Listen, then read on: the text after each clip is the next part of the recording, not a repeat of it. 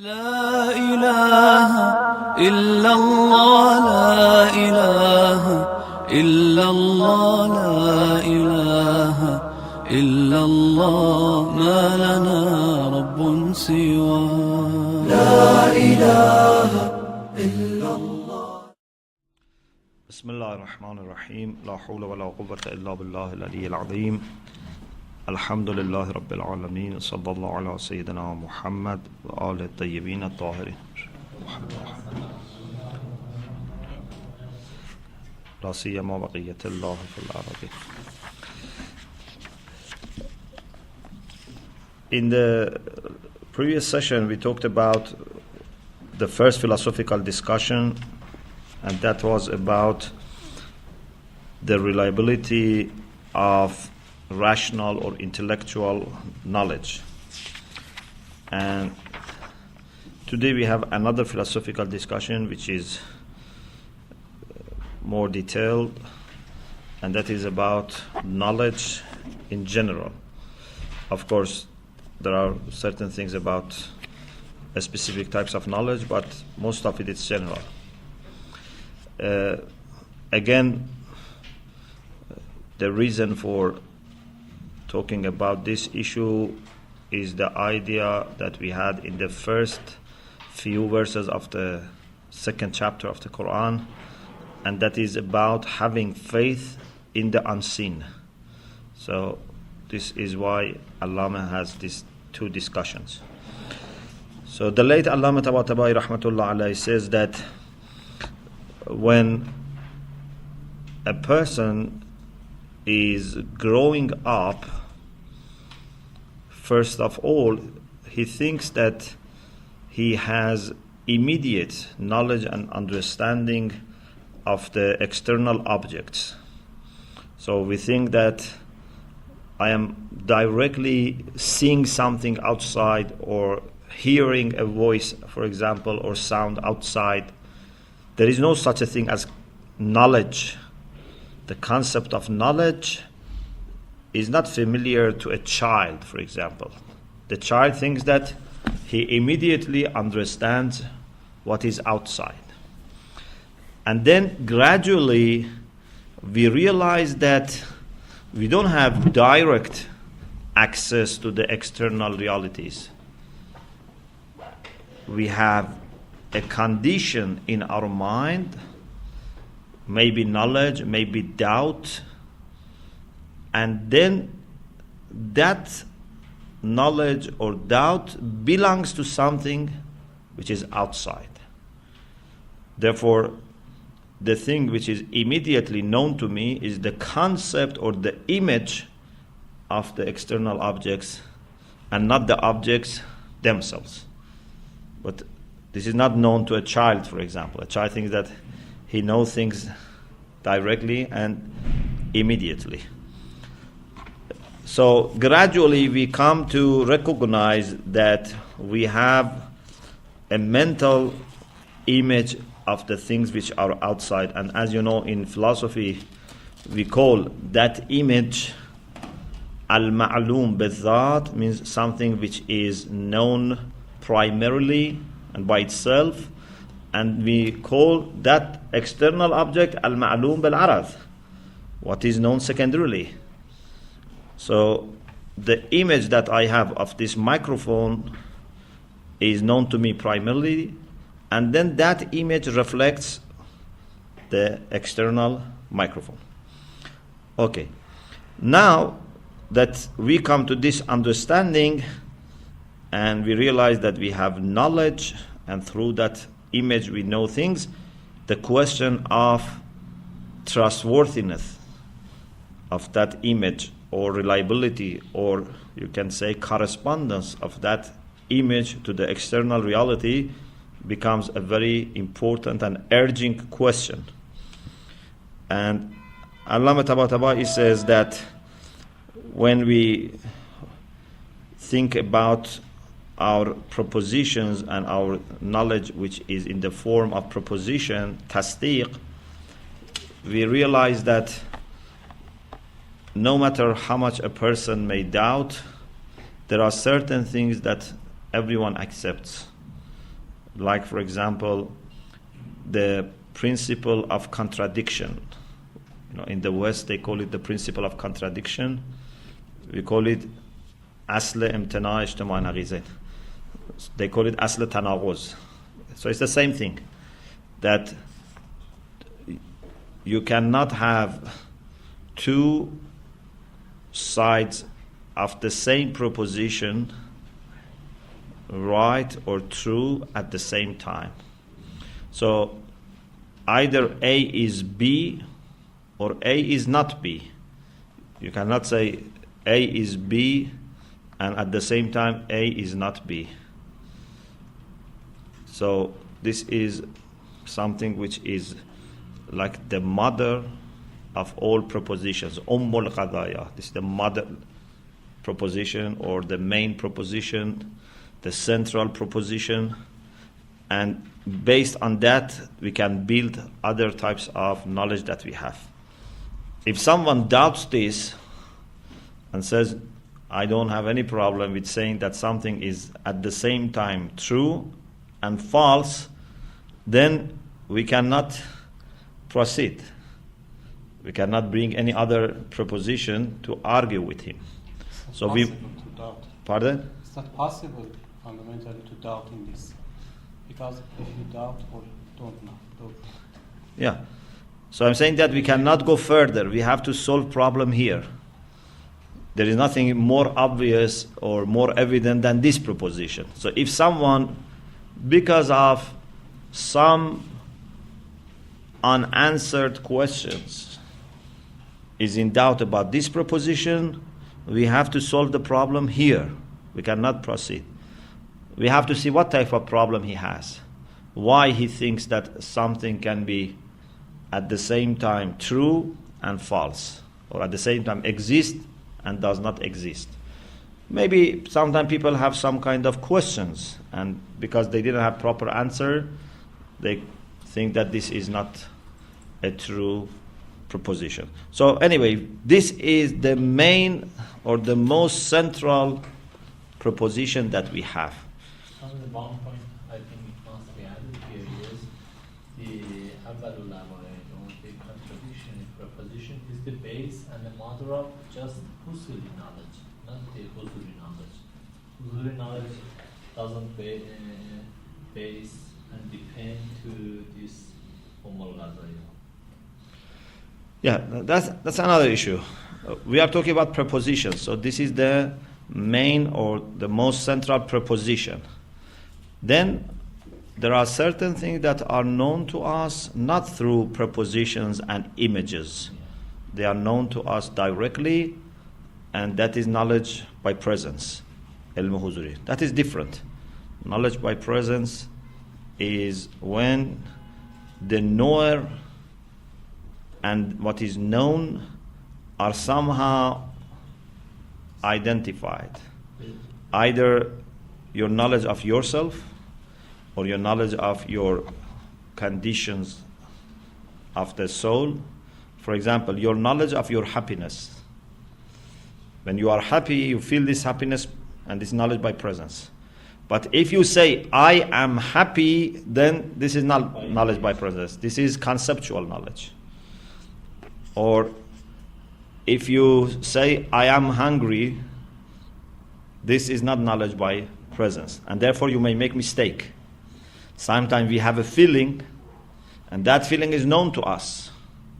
But then we interpret this as hunger, and we say, I am hungry, while you are not hungry. Okay? So mistakes can happen when you make it as a proposition. But knowledge by presence as such doesn't admit any mistake, because what is known is present. But knowledge by presence is limited to us and our own faculties and feelings, and it's possible also to have knowledge by presence of our cause, what has created us, Allat. But I cannot have knowledge by presence of you, okay, or the desk or the chair. These are the things that I have to know. We haven't, or it is impossible. we don't have. Maybe it is impossible.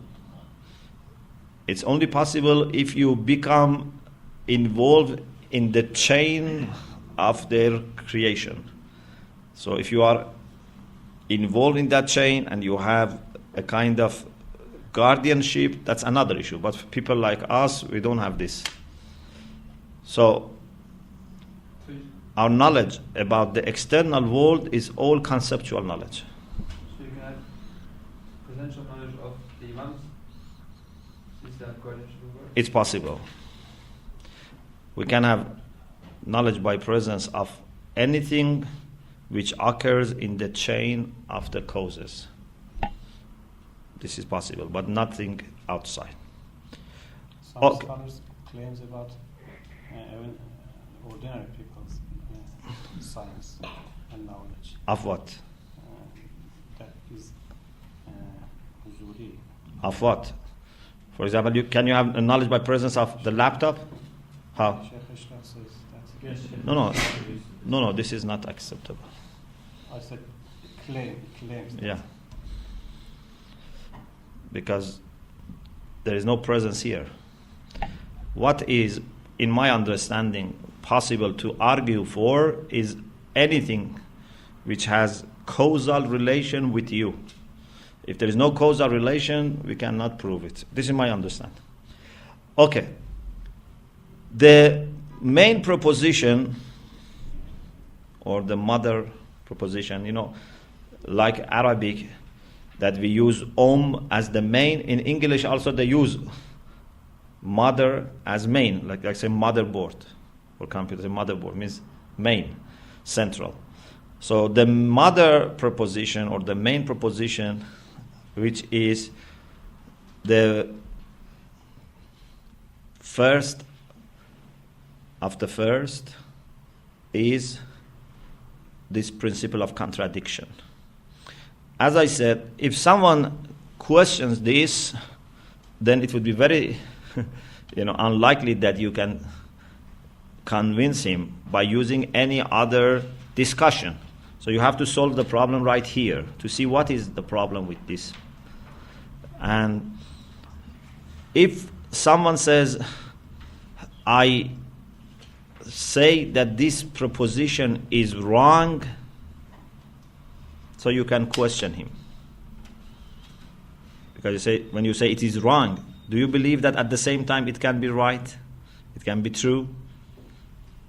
Or if someone says, I doubt, again, you can question him and say, so do you think that this doubt can be questioned, or you are sure that you are in doubt?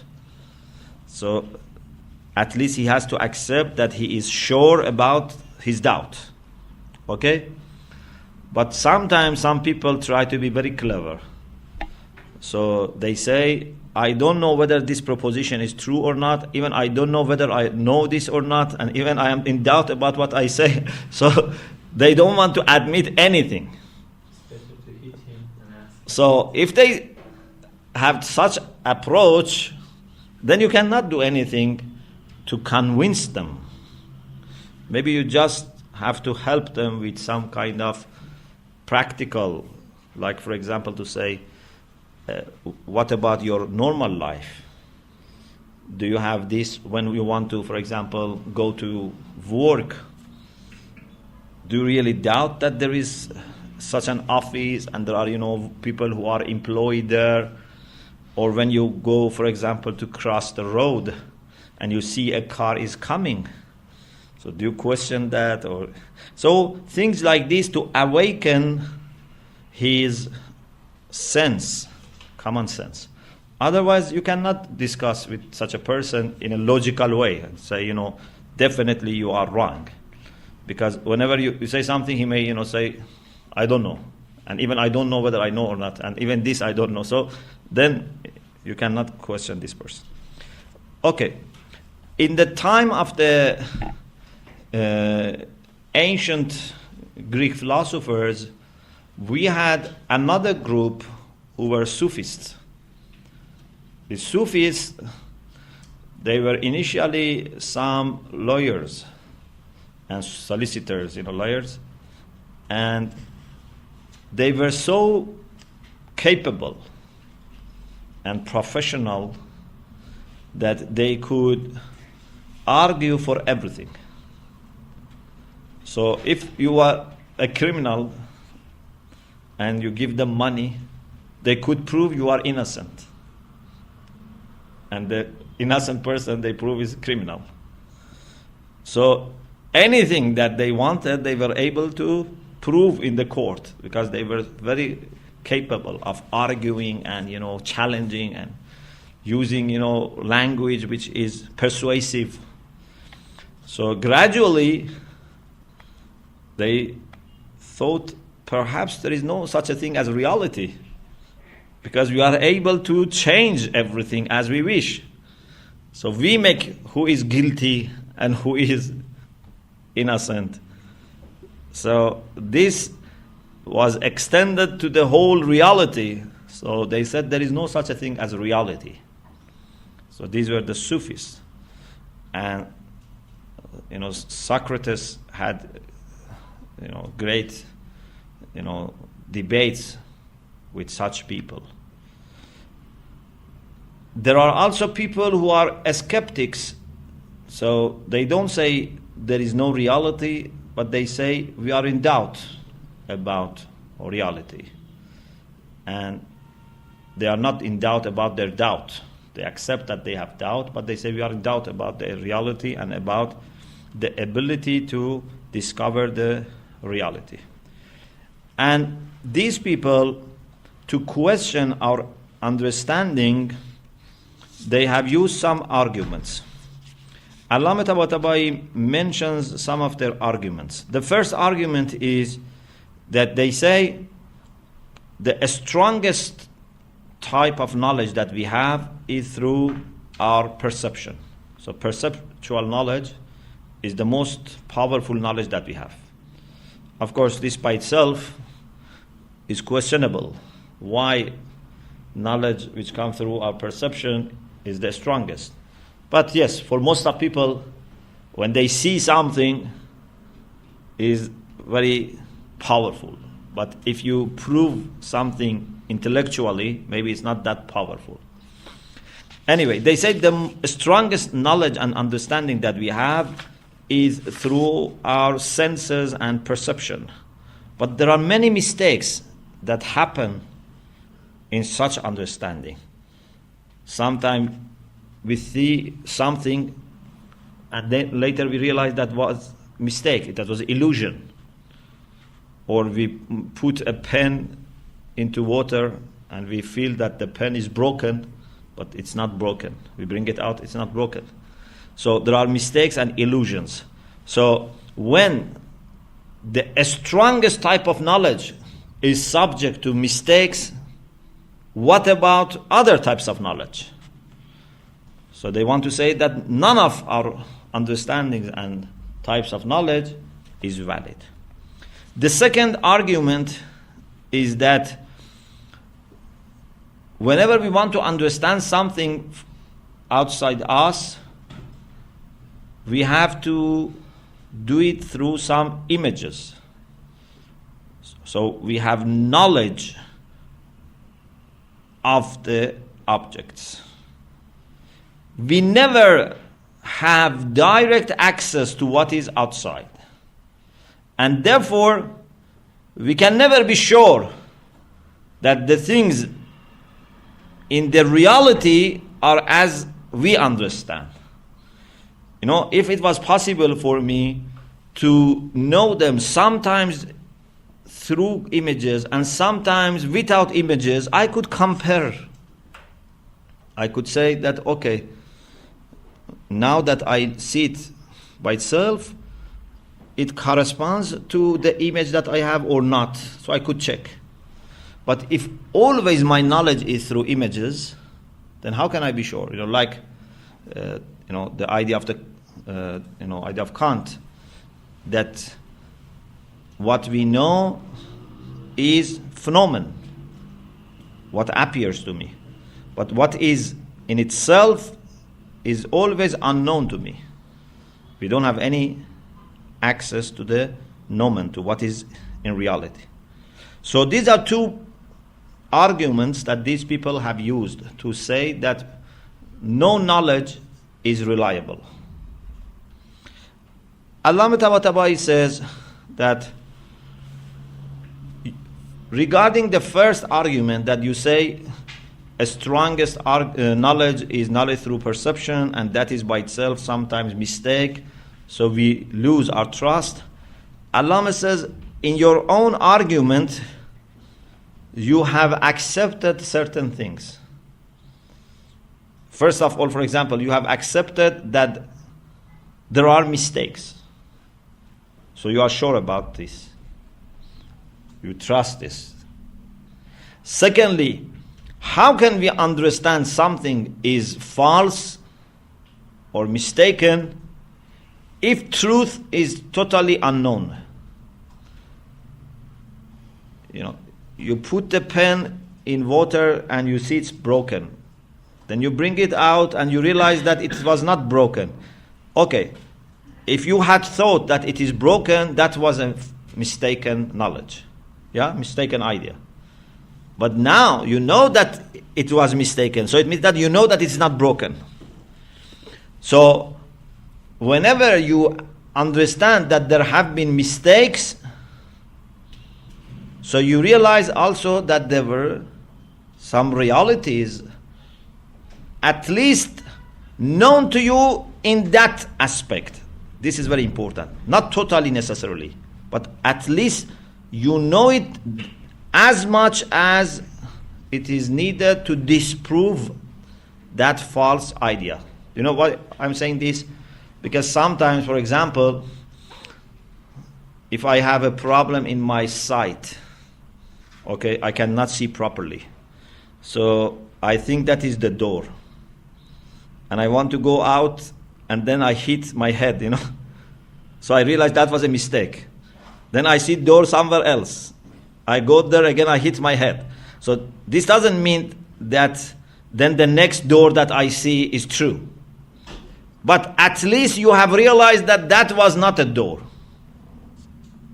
At least this amount of knowledge you have.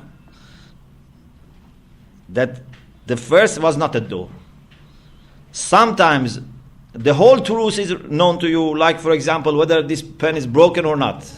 Sometimes there can be more than one option left, so you are not 100% sure about which one is correct, but at least you know that the first one was not the right. So, the fact that you realize mistakes by itself is a great achievement. Understanding your mistakes shows that you have made some progress. Although, in a sense, it's negative, why I made mistakes. But it is good that you have understood that there are mistakes. So you have understood part of the reality. And Allama says that those who believe in validity of human knowledge, they don't want to say whatever judgment we make is true. They want to say there are certain judgments which are true. So it's mujabiyya juz'iyya. It means that partially our judgments are true. In contrast to those who want to deny it altogether. Salibay kulliyya. They want to deny it altogether. They say there is no piece of knowledge which is reliable. We say there are some which are reliable. And this is enough to save us from skepticism or Sufism. The other thing is about our need for having images between us and the reality. So Allama says, yes, we always need to have something in between in conceptual knowledge. And the question is not to avoid that. The question is how to discover through these images the external world. So it's a question of kashf, the question of discovering what is outside. And he says, even these people who have doubted the reliability of these images, they themselves realize that they have certain conditions that must be real, certain things that must be real. For example, sometimes they feel that they are thirsty, okay? And they look for water, and if they see there is water, they go towards water to drink. And sometimes they just imagine being thirsty. You really understand the difference. If you imagine you are thirsty and there is water, you don't move towards water. By imagination, you don't become thirsty. But when you have this thirst, you realize that you must go towards water. So it means that they are not created by you. One of them, which is imagination, is created by you. But the other one, which is real, it's because of something other than you. There are factors outside that are working, and you are just to respond. Even if you want to ignore them, your thirst is not going to extinguish. Your thirst is going to remain. It's not going to quench. You have to go and find water. Indeed, one of the best arguments that our philosophers use to show that there is such a thing as real world is this. In epistemology, when they want to prove that there is an external world, the best argument that I have seen they use is that we have certain understandings in us. For example, I feel very hot. I feel very cold. And when I look carefully at myself, I realize that I am not causing that to myself. When I feel very cold, I realize that it's not me imagining that it's cold. It's really something outside me that is causing this. So there must be an external world. It cannot be all illusion. And also, this is not in my control. Whenever I wish, I can do it. For example, if it is very hot, you cannot imagine that it is cold and then say, okay, we don't need air conditioning. I just imagine that it is cold and everything is sorted out. So it means that there is something real which is causing this cold or hot weather. And my role is just to respond, first by understanding that, and second by doing something suitable. Yes. Can you counter that argument by two possible? One is the placebo effect, where you can inject something, or you can take something, for example, and through your imagination, you can change your situation or your behavior of cold or whatever.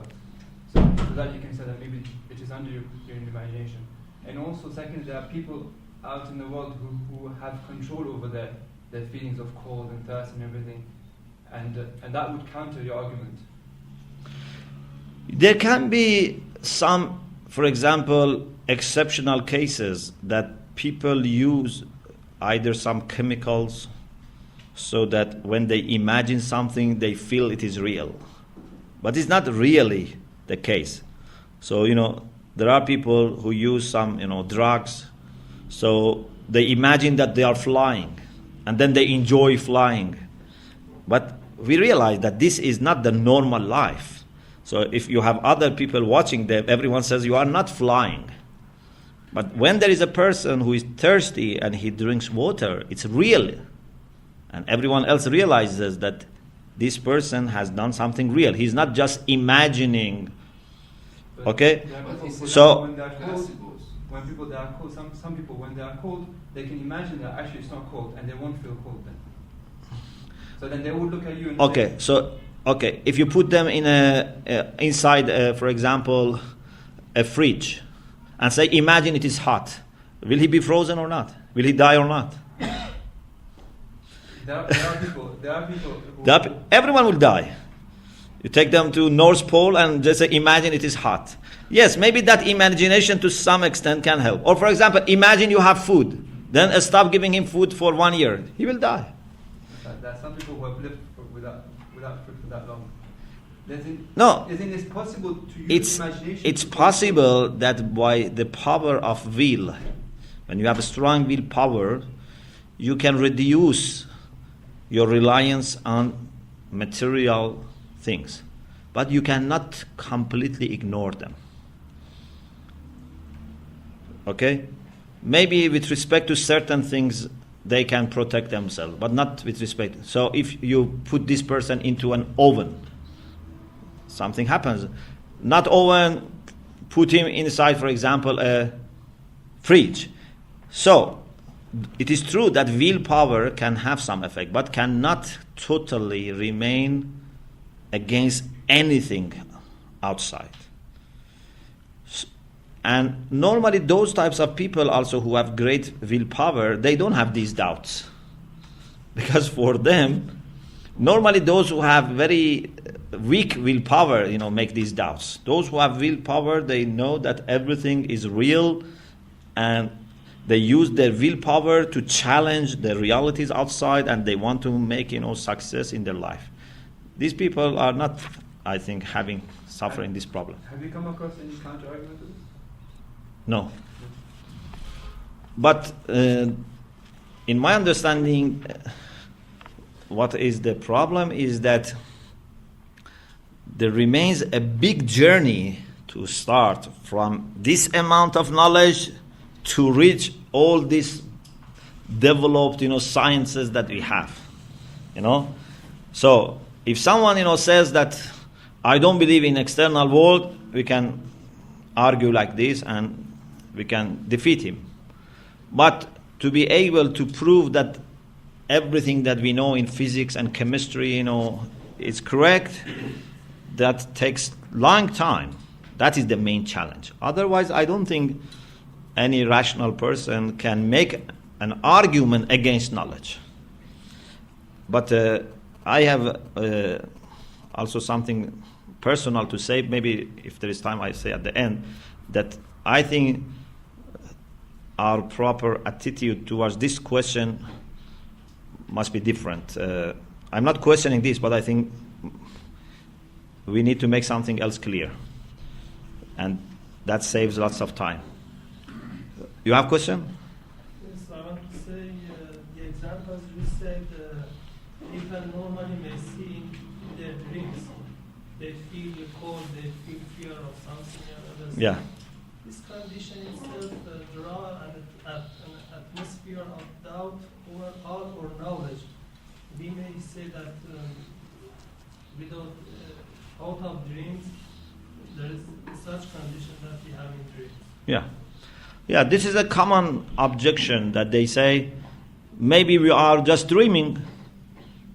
When you have a dream and you see that, for example, you are eating food and you become full, or you are hungry and you drink water and then your hunger or thirst is over, it's a dream. So maybe all our life is like a dream. Yeah, this is a normal, common, question. But the answer is that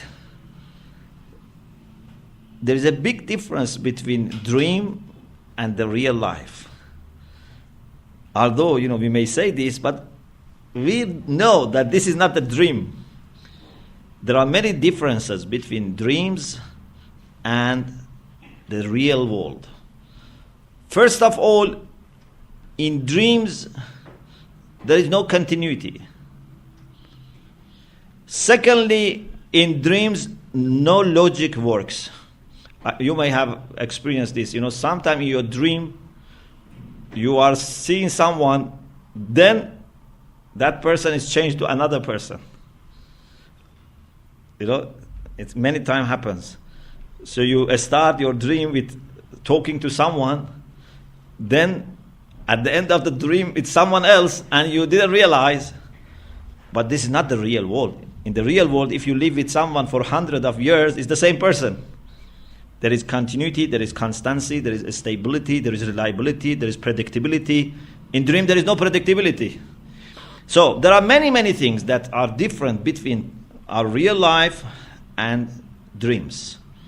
So I don't think any person would think that right now we are having dream. The question said that we have imaginations of outside world, and through them we have knowledge. Also. Not imagination, image. Images, okay. Image is different from imagination. Okay. Image yani surat zehni, image. Mental image, surat zehniya. Yes. Imagination means you are creating that image. Like, for example, I imagine a person with two heads. This is imagination. Okay, anyway. Through these images, we have knowledge to outside world, okay? Do you, at the first step, at the first place, do you agree with this or not? You know, the images are the devices and the tools to have knowledge to outside world, or we have knowledge, and then... No, this is knowledge. Your knowledge, your knowledge is this. حضور صورة المعلوم لدى العالم. So the very fact that these images are in your mind, this is your knowledge. Your knowledge is nothing other than this. Yes, but they themselves, philosophers themselves differentiate between صور الذهنية and علم. We have two things. We have images and we have ilm. No. Ilm, alim, ma'lum are the same. They are not different. Yes, ilm, alim, not images. So ma'lum is image. No, here is the... Ma'lum is image. Ilm, alim, ma'lum are the same. So me and my knowledge and the image, we are all in a kind of unity. Only the dimension is different, haysiyat. Otherwise, they are the same. At least I think Al-Mizan doesn't agree with this, and No, he accepts this, and everyone accepts this. Yes. Okay. So Allama says that even such people realize that there is a difference between imagining thirst and then doing nothing and really feeling thirst and going to find water. You know, you may have heard this story that someone said, I have a special type of insight that can tell who is thirsty. So I can understand who is thirsty. So they arranged a kind of ceremony, feast. They invited many people. So they said, we don't bring water, and when you say this person is thirsty, we bring him water. So we didn't put water on the table. Water is somewhere else. So after maybe half an hour, 45 minutes, 1 hour, he didn't say anyone is thirsty. People said, we are thirsty. He said, no. Then one person jumped and went to drink water. He said, he is thirsty. So it's like a joke, but it's serious. Sometimes you are not really thirsty. If you are really thirsty, you do something. So there is a difference between imagining thirst and being really thirsty. If you are really thirsty, you want to do something. So Allama says this is a good way of awakening their understanding or their common sense. And the other thing is that Allama says in contemporary philosophy, there is a big also question about whether knowledge is material or immaterial. You know, some people like Marxists, they argued that everything is material, including knowledge. And therefore, even knowledge is changeable. Because this is one of the properties of physical matter, that it's changing all the time.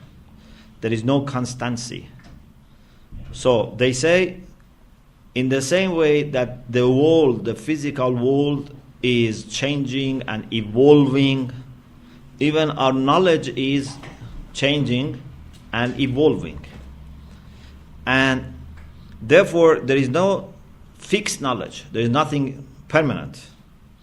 So maybe today something is true, tomorrow is false. This is a very, sensitive issue. It has lots of outcomes if you accept this. But if you a little bit relax and reflect on their point, you find it's very weak. They haven't, first of all, proved that knowledge is material. The reason they say knowledge is material because they don't believe in human spirit. They don't believe that we are anything other than body. We say everything is just body and some properties of body, and human body is very sophisticated, so we can have knowledge. But knowledge is something about body. But they haven't proved anything. And we believe that knowledge is not a property or function of body. There are certain things in knowledge that cannot be found in any matter or madde. Matter means madde. For example, our knowledge is not divisible. You cannot divide your knowledge. When there is a physical matter, it has dimensions, and therefore you can divide. Even if it is very small, that you cannot practically divide it into a smaller parts, still in your mind you realize that it's possible to divide it. Maybe later the technology, will be more advanced and you can even divide those small particles. But knowledge is simple, is basit. My knowledge of something has no parts. And don't get confused. Don't say, no, there is, for example, subject and predicate. These are not parts of knowledge. These are prerequisites of knowledge. Otherwise, tasdeeq itself is different from subject and predicate. It's a very important point. Tasdeeq, which is the real knowledge, when you say, for example, Ali is tall or short, this sentence has subject, predicate, maybe a verb which connects these two, but your knowledge is different. Your knowledge is simple. Your understanding of this single reality cannot be divided. Therefore, some philosophers, and I agree with them, they believe that tasdeeq has no part. Those are parts of preposition. Ajzai qaziyya, not ajzai tasdeeq. Tasdeeq is one. Even when I have a knowledge of you, my knowledge of you is different from different parts of your body. Don't say, okay, I can divide your knowledge of myself. You have knowledge of my head, you have knowledge. No. In addition to knowing all different parts of your body, I have one general knowledge of you. And that knowledge cannot be referred as something which has three dimensions. I cannot say, for example, on top or right side or left side or in the bottom of your knowledge. That knowledge doesn't have any dimension, any physical dimension, I mean.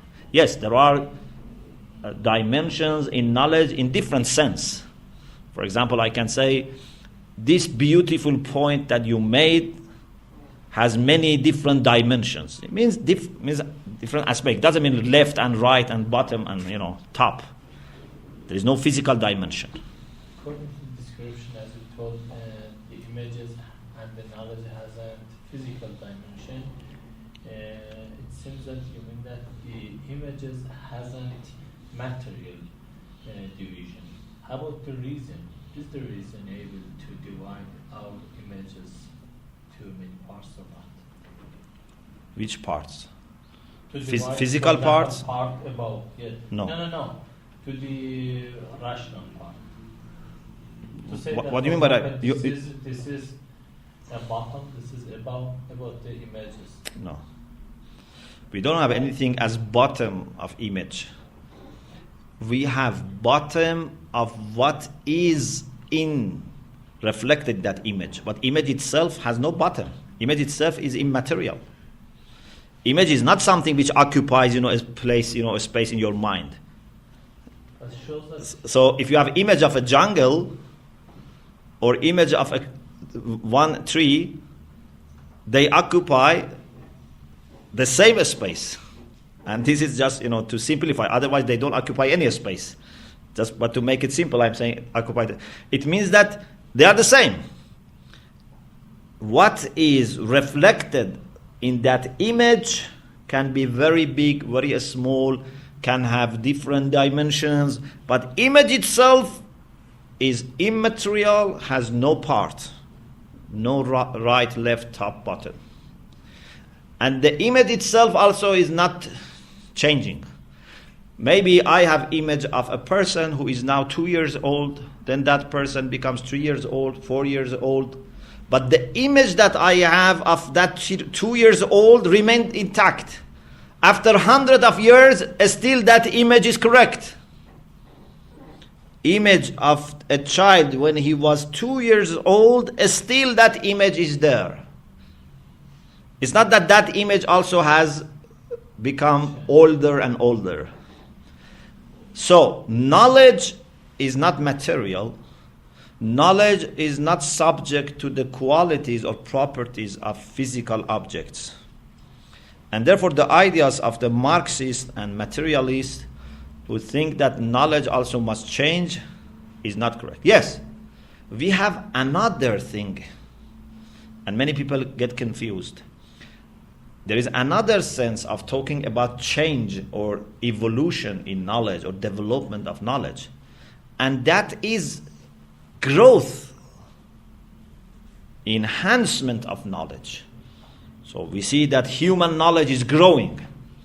If you look at every discipline, if you look at philosophy, fiqh, akhlaq, you see it's growing. But this doesn't mean that what we knew to be true has grown and now is false. Or what was false now become true. It means that we have now better understanding by increase in quantity or quality of knowledge. To have a better understanding either means that you have more knowledge or you have better knowledge. Not that you knew something and today you know quite opposite. This is wrong. This is also the problem with the idea of qabz o bast. That has also the same problem. That thinks that when knowledge is developing and growing, it means that certain things which were true become false, or those things which were false become true. No, that's not the case. What is true remains true forever. But then you may know many other things related to that truth. For example, the knowledge of God that a philosopher has and the knowledge of God that a student of philosophy has are very much different. But this doesn't mean that for a student of philosophy, God is somehow, and for philosopher is somehow quite opposite.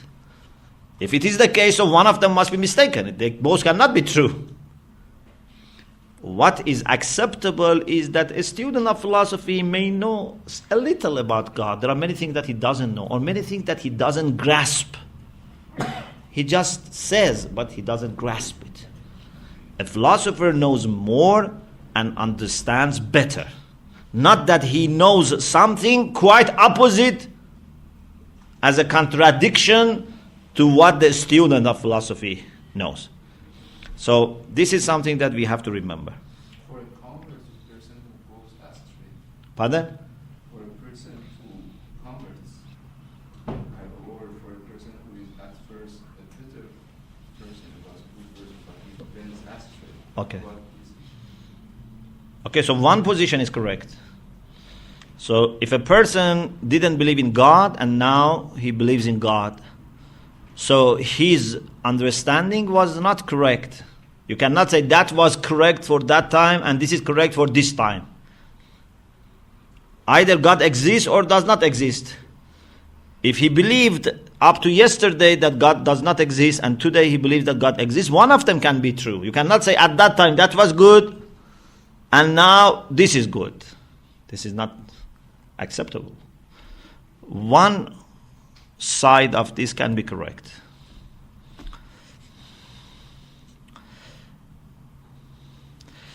And then Allama also says that if knowledge was something which had to change by nature, so by its very essence it had to change, we were not able to understand anything. This is also a very beautiful point. When can you understand change? When there is something which is stable, when there is something which is not changeable. If everything is changing, then the change becomes unknown, unnoticed. So we must have some understanding of time, continuity, stability. I have, for example, an image of you in my mind. Now after some time I see you, I say, you have changed. You have become older. Your beards are now white. Why I can understand this change? Because I still have an image of you without change, safe and sound, intact in my mind. I compare the new image with that image and I say you have changed. But if that image by itself was changing, then I could not understand the difference.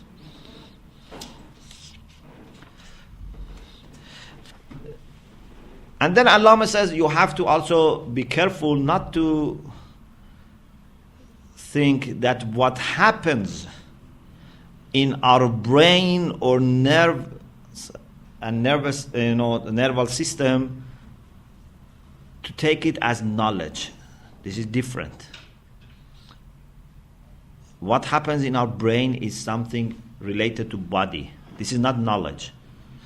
For example, to show that brain is, functioning when you know. So they say if you put someone's body, okay, in a level position, on, for example, something in middle of the body, and make it level, okay, then ask him to think about a philosophical problem or mathematical problem, his head goes down because more blood goes to his head, so his head goes down. So does it show that knowledge or understanding is what the brain does? No. What this shows is that brain has some role.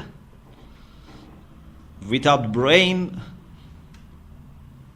we cannot function, because our soul at this condition depends on body. Yeah, this is the definition of nafs. Nafs is immaterial in a sense, but in its actions depends on body. So brain has some role, but brain doesn't have knowledge. Knowledge is for the soul. So therefore, if you open brains of someone, you cannot find his knowledge. You cannot say someone is a great philosopher, so all his philosophy is in his brain. No. The brain does preparation. The brain helps, like ears. You shouldn't think that your knowledge through listening is because of your ear. When you understand something which is said, it's not because of ear. Yes, the ear has a role to translate these waves and inform brain, and then brain does some processing, but at the end it is the soul which understands. Therefore, people like Mullah Sadra have the idea that even our perceptual knowledge is abstract, is mujarrad. Not only intellectual knowledge, even perceptual knowledge. Any type of knowledge is immaterial, is abstract. So what happens is body is important. The role of brain is very important. The role of eyes and ears are very important. But these are just to prepare, to give enough, material to soul. Knowledge is different from all these things. These are required, these are prerequisites. Knowledge is something else. And something very beautiful to discuss is, where does knowledge come from? This is something very beautiful. Where does our knowledge come from? Does it come from bottom, or come from top, or from ourselves? This is another issue that, is nice to discuss sometime. Yes? You have a question? My question is relying on this topic that you are going to mention. Okay. Why we need something out of the mind, that we need something, and we name it maths, and it do something that our brain cannot do. So what is the difference between these two? Because brain is material. All these things that we said, that knowledge is not material, but brain is material. Brain has limited space, but knowledge has no space. Knowledge is not changing. Knowledge has no dimensions. So it cannot be brain. Maybe here we face another problem, that there is some special connection between mujarrad and wadi. Of course. Nafs and body. Of course, there is a connection between body and soul. As I said, human soul depends on body for its functions. In its essence is abstract, but in its action depends on body. But gradually the soul develops and can function even without body. For me and you, we cannot see something which is behind us. Why? Limitation of knowledge. Because my soul gets some piece of information through my body. Okay? My body is designed in the way that I can see things which are in front of me. What about soul? Can you say for soul there is front or behind? No. Even you cannot say your soul is here. When I am saying I am here, it means my body is here. Otherwise my soul has no space. So why my soul's knowledge and understanding is limited to this direction? It's because it is through my body. If my soul becomes strong and independent from body, then I can see something behind me. I can see something in another part of the world. I can move things where I have no physical access. At the moment I can only move something which I have access by my hand. Within the reach of my hand, I can move something. Why? Is it because my soul is here? No. Is it because my body is deciding? No. My soul is deciding, but my soul is deciding and using my body. So you have a spiritual, abstract reality which is driving a material vehicle. Therefore, it has limitations of this vehicle. If that abstract reality becomes independent, then can be in any part of the world and know anything which happens in the world and does everything that he wants in any part of the world. So this is what is possible to achieve. But how is possible that someone who has some accident, he loses his mind, his memory, cannot understand, he cannot learn, or anything else? So because he's using this vehicle and this vehicle is broken. he loses everything that he has. Pardon? No, he doesn't lose everything. No. If someone has accident and his body, brain, everything is damaged, it doesn't mean his soul is damaged. It doesn't mean that he has lost everything. No, he has lost connection with this dunya. But still his soul has every quality that it had. So if he was a pious person or he was a criminal person, still that quality is there. His knowledge is there, but he cannot interact with dunya because body is damaged. So there are people who die and lose connection with this dunya. There are people who die and still they have connection with this dunya, depending how strong their soul is. If the soul is very strong, still they keep interacting with this dunya. What is the tangible reason for this for soul? You know, sometimes we have this discussion. Sometimes they say that it is something like hard disk. If you cut hard disk, it doesn't have any information. Okay, and the brain is like hard disk. So Brain, but not soul. No, what is the reason that we have soul? Yeah, there are many reasons. One of the best reasons is this knowledge. Sometimes our ulama prove that human soul is immaterial because they say it has qualities which are immaterial, like knowledge. So any argument that proves knowledge is immaterial at the same time proves that soul is immaterial. Okay? This reason can be applied to hard disk, for example. No. Hard disk is material. Hard disk has a space. Hard disk has limitation. Hard disk can be said that it is divided. But it doesn't have soul. It has information, but no soul. It doesn't have information. The hard disk doesn't understand anything. There are certain things registered or, is somehow written, but it doesn't understand. A hard disk, if you have a hard disk or a laptop with all the philosophical books, that doesn't become a philosopher. Doesn't have any knowledge of philosophy.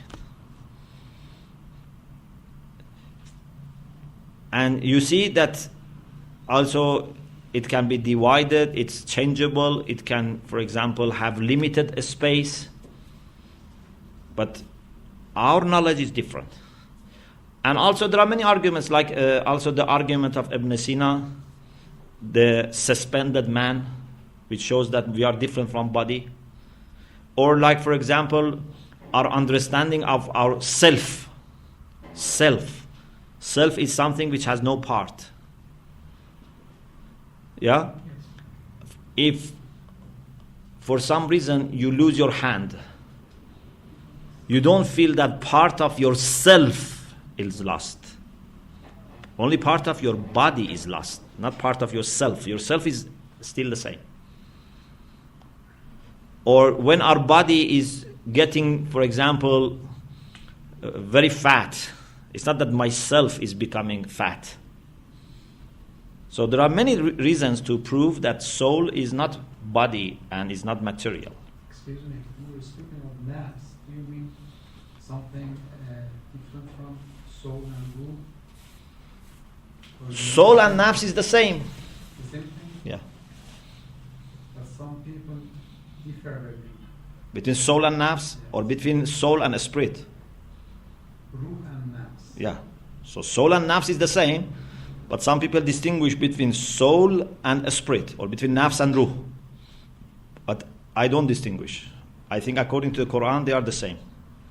Ruh and nafs is the same. Can we say there are different nafses according to, we have one soul, ruh, and there are different levels of it. Each level is called nafs. No, even nafs is the same. And nafsu fi wahdataha kullu al-quwa. According to what Mullah Saad has proved, we have one soul. Within that soul, we have different levels of perfection. So the rational soul, nafs al-natiqah, has all the perfections of lower souls that we have in animals or plants. Therefore, I prefer to use rational soul, nafs al-natiqah, and ruh in the same way. Now they appeal to this very saying of Mullah Sadra and Nafsul to say that nafs is something different from ruh. Because, for example, Mu'taz, those who are in India and other countries, they can do some strange things. This is because of the strength of their nafs. But since they don't believe in Allah and God, and they don't follow the Sharia, so they have strengthened their nafs, but their ruh is not strengthened. And this is the difference between Arif and Mu'taz. No, it's better to say it in another way. The late Ayatollah Ansari Hamedani says it in another way, which I accept. He says, in Islam, we are not after strengthening the soul or ruh or whatever. We are after purification of the soul or ruh.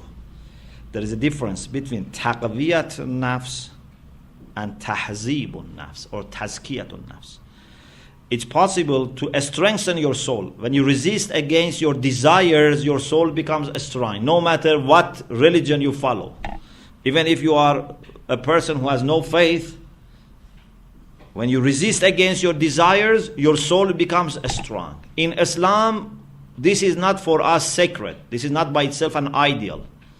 We want to purify the soul, not to strengthen the soul. This is a very beautiful point. Pardon? Is there any proof for this? Yes. Some You find in the Quran, يُزَكِّيهِمْ وَيُعَلِّمُهُمُ الْكِتَابَ وَالْحِكْمَةِ. But خُذْ مِنْ أَمْوَالِهِمْ صَدَقَةً تُزَكِّيهِمْ you never find تُقَوِّي أَنفُسَهُم.